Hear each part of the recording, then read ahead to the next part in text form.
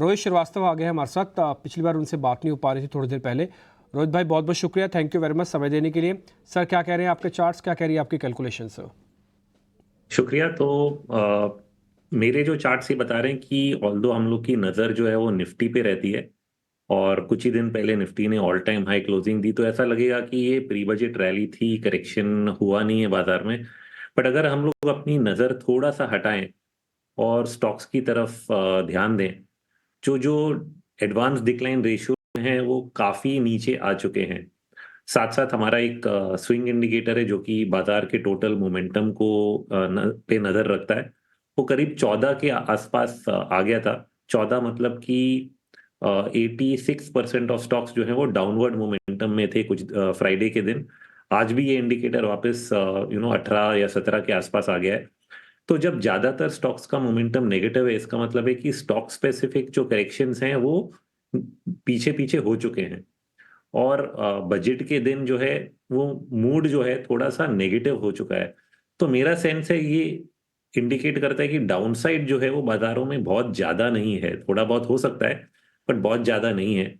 और net net यहाँ से कहीं ना कहीं ऊपर की तरफ चलने की जो कोशिश है वो वापस शुरू होनी चाहिए। तो एक बार ये बजट के जितने न्यूज फ्लोज हैं वो डिस्काउंट हो जाएंगे। मैं इमीडिएट लेवल्स दे देता हूँ, जैसे कि इमीडिएट निफ्टी का सपोर्ट है करीब 24,300 के आसपास। तो मेरा सेंस है अगर 24,300 नहीं टूटता है तो हम लोग 25,000 के ऊपर जाने की वापस कोशिश करेंगे। शायद 25,800 तक अपसाइड में देख रहा हूँ यहाँ पे बाजार में। और बैंक निफ्टी पे नजर डालेंगे तो ऑलमोस्ट 3 वीक से एक ही रेंज में घूम रहा है। नीचे में 52,000 के आसपास आता है, ऊपर में 52,000 53,100 200 के आसपास गया था बीच में। तो ये भी कहीं ना कहीं बहुत ही स्ट्रांग इसके सपोर्ट्स हैं, 52,000 और उसके थोड़ा सा नीचे 51,900 के बीच में। इस बीच में मुझे लगता है बैंक निफ्टी बॉटम बना के वापस ऊपर की तरफ चलने की कोशिश करेगा और फिर 54,000 की तरफ उसको बढ़ना चाहिए। तो समवेयर आई थिंक डाउनसाइड जो है वो काफी लिमिट हो गया है। और मिड एंड स्मॉल कैप्स में भी हमने 2-3 दिन में करेक्शन देख लिया है।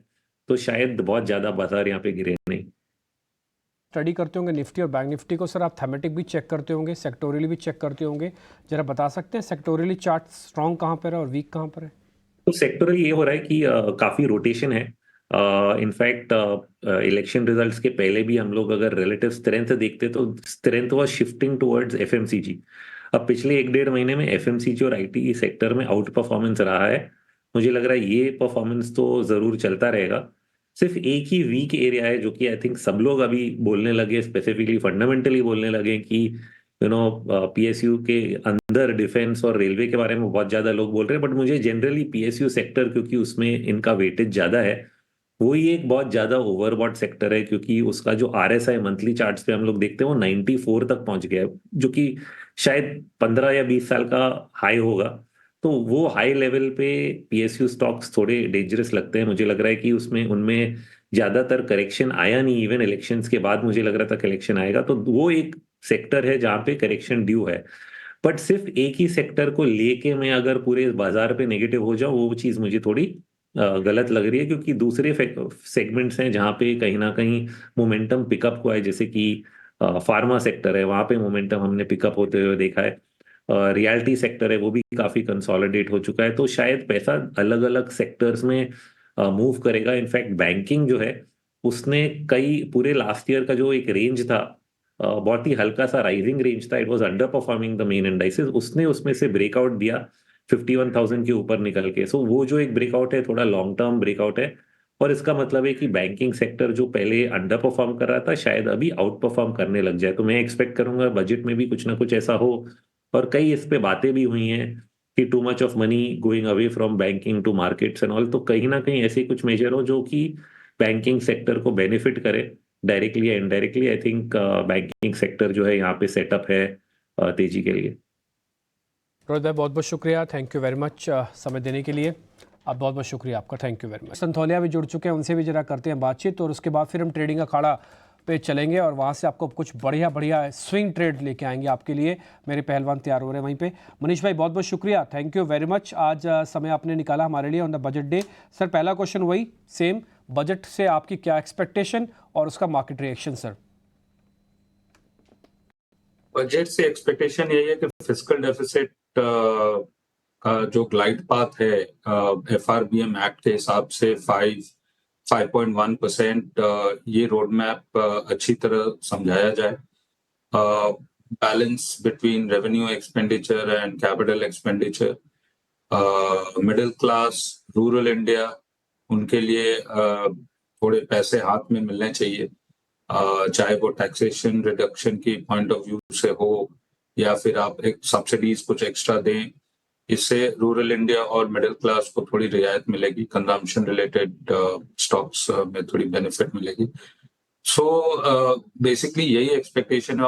और कैपिटल एक्सपेंडिचर में ऑब्वियसली इंफ्रास्ट्रक्चर जो मल्टीप्लायर इफेक्ट क्रिएट करता है, whether defence, railways, roads, ports, इन पर पावर, इन पर फोकस देखना पसंद करेंगे. और PLI में और क्या नए सेक्टर्स को इंक्लूड किया जाता है वो एक फोकस ही रहेगा.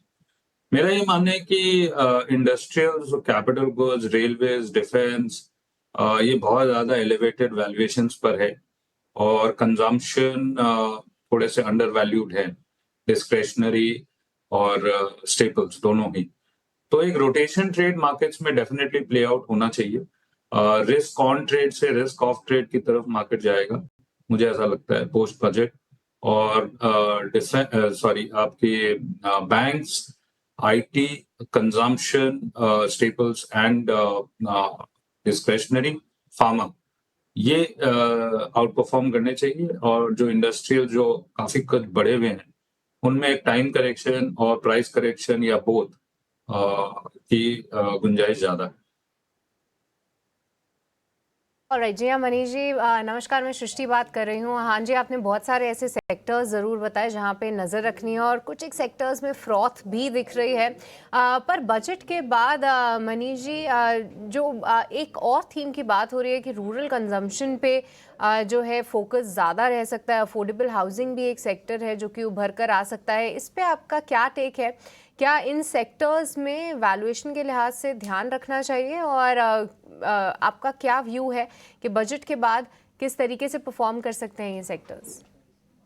मेरे हिसाब से आउट परफॉर्म करेगा. और housing particularly, all aspects of housing, starting from housing finance, cement, paints, tiles, plyboard, MDF, furniture, ये सब काफी लाइमलाइट में रहने चाहिए और आउट परफॉर्मेंस स्पेस होना चाहिए. तो रियल एस्टेट, हाउसिंग से रिलेटेड मेरे हिसाब से तो फुल फाइनेंशियल ईयर 25 में एक आउट परफॉर्मिंग सेक्टर रहेगा. एंड कंजम्पशन जो कि अंडर परफॉर्म किया है, पर्टिकुलरली स्टेपल्स, बिकॉज मैंडेट इस बार इस तरह का है कि एक मिडिल क्लास और रूरल इंडिया को डेफिनेटली एक रिलीफ की जरूरत है. बिकॉज बहुत ज्यादा महंगाई के कारण दबे हुए हैं और बहुत ज्यादा टैक्सेस के कारण दबे हुए. तो ATC वगैरह में डिडक्शन, मेडिकल या फिर इनकम टैक्स जो एग्जेम्प्टेड स्लैब है उनकी लिमिट्स को बढ़ाया जाए, थोड़े इनकम टैक्स को कम किया जाए, पर्टिकुलरली जो हायर स्लैब्स में हैं उनमें थोड़ी सी अगर रियायत मिल जाए तो बहुत अच्छी बात होगी. कोई वेल्थ टैक्स और इनहेरिटेंस टैक्स का प्रोविजंस नहीं आना चाहिए, उससे एक सेंटिमेंट में बूस्ट मिलेगा. कैपिटल गेन्स में कुछ टिंकरिंग मत कीजिए. और FNO में अगर करना है तो बेसिकली जो लार्जर कैश रिलेटेड जो इन्वेस्टर्स हैं उनको किसी तरह इम्पैक्ट ना हो, whether in terms of liquidity या स्प्रेड्स बढ़ जाए, ये ध्यान में रखने से I think markets overall positively react करेगा. But consumption definitely outperforming है एज अपोज टू इन्वेस्टमेंट और इंडस्ट्रियल्स रहेगा. मनीष जी, बहुत शुक्रिया आपका समय देने के लिए और बजट के आज खास मौके पर अपने बहुत ही कीमती इंसाइट्स हमारे साथ शेयर करने के लिए. Thank you so much sir.